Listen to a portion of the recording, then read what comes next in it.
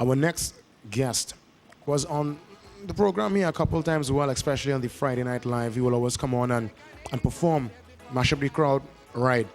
Because clearly he's a busy man. But tonight we got a chance to really get him in a more up close and personal situation to really find out a little bit about his history, find out, of course, where he's heading. I know things are going with the man called Royal Dainties. I had a chance to see Dainties about 2 weeks ago on a Tobago Express back to Trinidad. Man perform on the plane, and if you feel alive, let me show you right here I'm gonna show you on the digital. Always quick away line up yourself, you know. But in the meantime, though, Dainties, respect you, man. Yeah, man, blessed every time. Respect, man. Yeah, you know? give thanks. We never really got a chance to vibe that much, you know. I must say, honestly, first time, like, you came to the forefront with me was when you did the song. Of course, you have the video for that is still riding high on the countdown with hands. And that tune is something that even Blaze always says that it sounds like not so much like Beres, but it's that kind of soul and that kind of that sweetness you get from Beres. Yeah, man. That smoky style, it just man. Thank you very much, Is he like somebody that you look up to in the game? Well, actually, yeah, from long time I always liked Beres, Beres is a hard artist, a very good artist, Yeah, man. I don't know, Squeaky, I don't know if you could capture this, man. I've this in the camera now. I say I had to capture this boy. Let's see. You can zoom in. Oh, straighten up. You can zoom in there. No, does he have to zoom? Anyway, that is Dainties holding on to the telephone, singing in the plane. You think it easy? I know Ziggy set you up for that one, Ziggy is my response. Ziggy set you up. Yeah, You Ziggy set him up now. Go in. Yeah. You understand? Yeah. Let me know a little bit about the history, Dainties, where you're from, and let me know about the growing up and the years, man, coming through. Well, I'm from Shoguana's area, along Malanasha area, Enterprise, You and Asha go way back, huh? Yeah, man, from youth, from small, practicing, singing. Actually, them time Malan had like a little amplifier and we used to use a headphone, plug it into the mic input and, do a little thing, practice, from morning straight till night. This was more back what? But like only in the 90s and things? Yeah, it could be in the early 90s. So what, that was what, school days or that was after school? School days, yeah. What school was that? What school you went to? Shoguana Senior Comprehensive. And before that was what, the junior? Junior, yeah. And before that, what primary school? Government.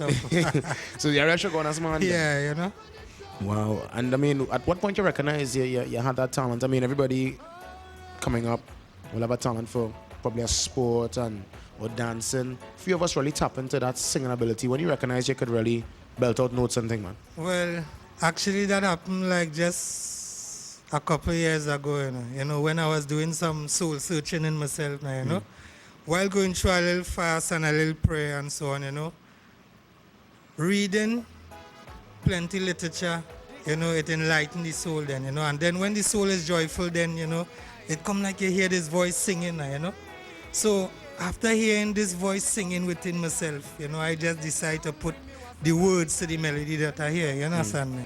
And then I realize, well, yeah, but this thing singing kind of alright, And the people them who hear me, they come and say, well, yeah, you have a lot of potential and so on, and so I just use, the words, the encouragement that I get from the people to motivate myself a little more, When you were practicing with Marlon Asher, back then, he was more the one driven to sing. You were just there, adding support, or he encouraged you in a way. Who encouraged you in this situation here?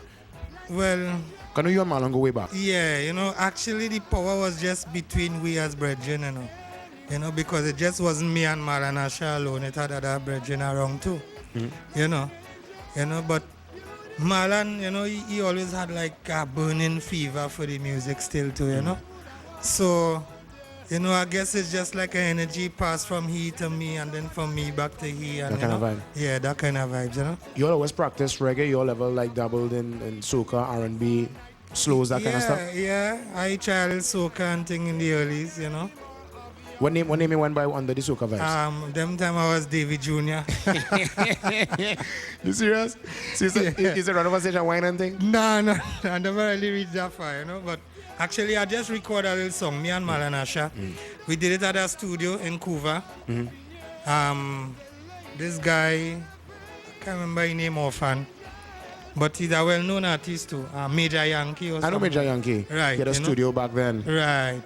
Them days he had plats and things. Now I think he fly the Ras. yeah. Well, that is the guy that do the recording and stuff, you know. But after that, I never really know which direction that song went, so I just forget about it, you know. That was the first time I stepped into a studio. Yeah. What's his name again? David Jr. David Jr. Yeah. I'll show you wine on stage the Dainties. You might well tell where. Well, yeah, you know, in the early you come out man, and I do a little thing, you know. Yeah, man. But I mean, we all had to start somewhere, and clearly you kind of found your calling because you just slip into the reggae vein.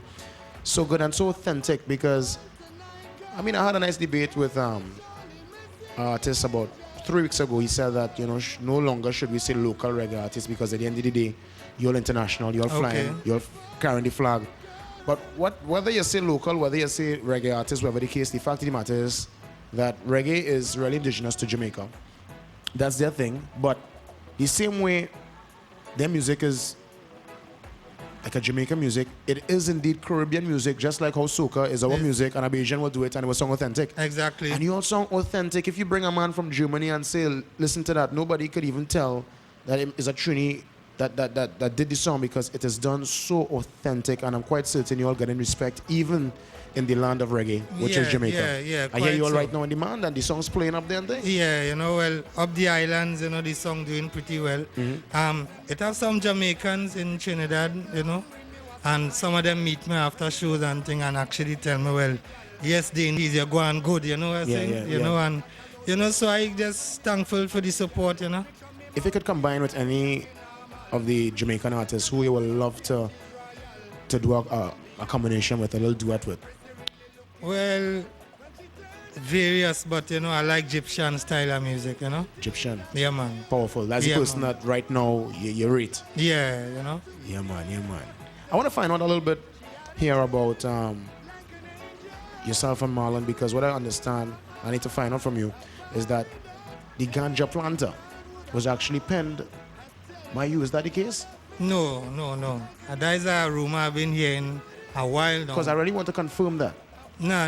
You know, that song was done by Malanasha, written and sung and everything by Malanasha. Oh, because what I was hearing, and I said I wanted to find out so we could, you know, sometimes it's good to clear the air, and that's why it's good to have in the set. They said that you penned the tune, and then Marlon sang the tune. So I was like, but I can't understand that one.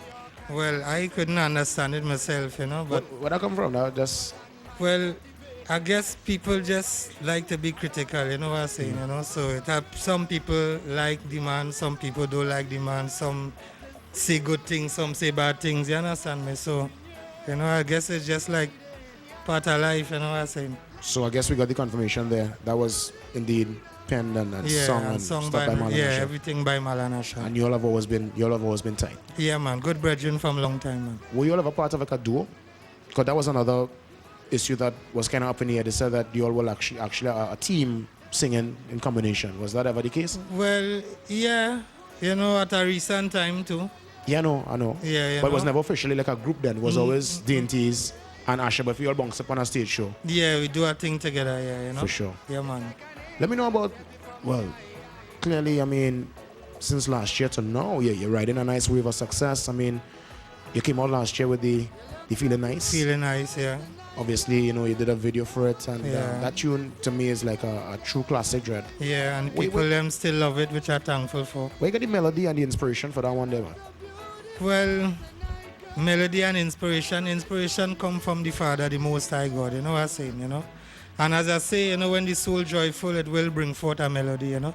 So, after hearing the music, you know, the music itself is... You know the music first, huh? Yeah, you know, the music itself is actually saying something like that, you know.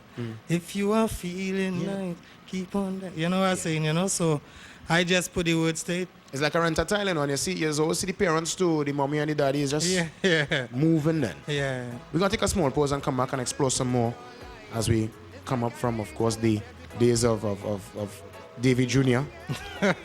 The junior sec days, days to who Dainties is today. So stay plugged in, more Dainties after the break, man.